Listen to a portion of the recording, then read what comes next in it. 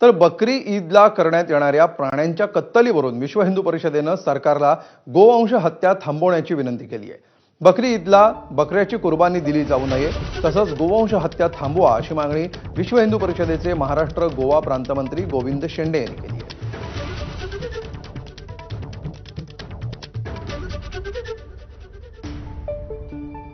लाखो बकरे आणि बकरी तर कापल्याच जातात बकरी ईदच्या नावाने, पण त्याच्यासोबतच अन्य प्राणी पण कापले जातात।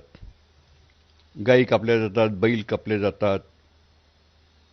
मी मध्य प्रदेशामध्ये होतो तेव्हा तर आमच्या नागपूरच्या जवळ सिवनी आहे, तिथे उंट कापून टाकला।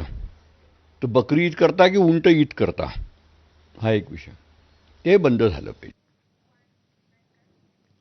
तर बकरी ईदला गायीची कत्तल होणार नाही असं आश्वासन मंत्री बावनकुळेंनी दिलंय। तर हिंदू सण पर्यावरणपूरक साजरे करा असा सल्ला देणारे बकरी ईद व्हर्च्युअली का साजरी करत नाहीत असा संतप्त सवाल नितेश राणेंनी विचारलाय।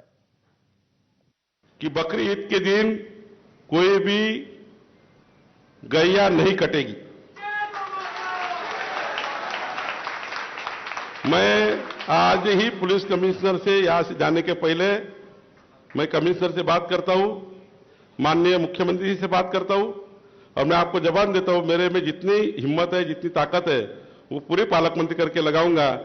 गाय का बछड़ा और गैया नहीं कटेगी अमरावती में, ये आपको आश्वस्त करता हूं।